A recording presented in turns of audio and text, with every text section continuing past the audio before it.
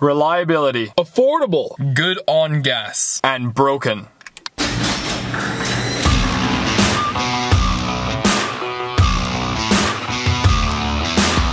Those are 4 words that I would use to describe this 2012 Volkswagen Tiguan. Now, I'll just explain right away that only this one is broken. Not every Volkswagen Tiguan is broken. This one is actually my little brother's car. Hi. And he's owned it for a few months now, but now there's an issue with the turbo, so he's actually going off right now to sell it to somebody who can fix the turbo and wants to use this as a daily driver. Hence why this is an extra as fast as possible review video, and why there's winter tires and rims in the back. The engine inside of this model is the 2-liter transversely mounted inline-4 turbocharged engine. Now, for such a small engine, this car feels incredible. It feels so light. The brakes are incredible. It accelerates fast. It's unbelievable on gas. In my opinion, this car does not feel 6 years old at all. For it being a 2012 model, it definitely stands up in 2018. Now, touching slightly on the turbo, the only reason that's an issue with this specific car is because the previous owner, who was the first owner for this vehicle before my little brother, did not maintain this car at all. So the turbo just crapped out on us. If you're considering buying one of these cars, make sure that it's being maintained properly and that there are records for that. These cars are popular for a reason. Volkswagen did a very good job at building these.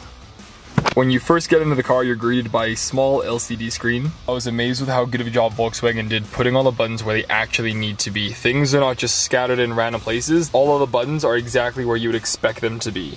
One of my favorite features in this vehicle is that the center console clicks into place and then can be used as an armrest. This is just one example of how they turned 2 things into 1. Another example of how they did this is the key. If that isn't the most satisfying thing in the world every time you get into this vehicle, I don't know what is. The only thing in my opinion that could beat this is the push start button, but in 2012 that was mostly unheard of.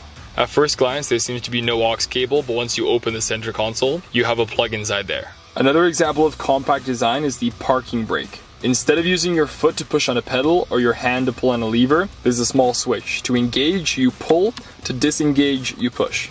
This car is honestly smaller than you'd think, but even for someone like myself who's 6'5", I still fit in here quite comfortably. When it comes to safety, there are airbags all around. I'm also very happy to see that there are disc brakes all around. All in all, I'm very happy with this car. If you want something that is very compact, suits a budget, holds its value decently well, is super good on gas, very safe, and super easy to drive, then I would definitely recommend checking out one of these, as long as it's being maintained over the last few years, because you don't want anything going wrong with the turbo.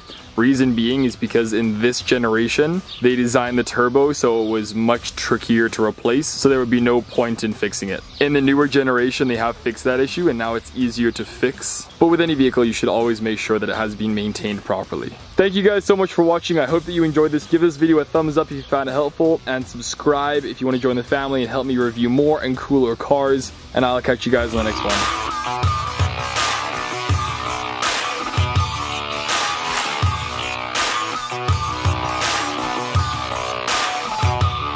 As cool as this key is, it felt like VW was giving me a blunt switchblade to break into my own vehicle the first time I used it.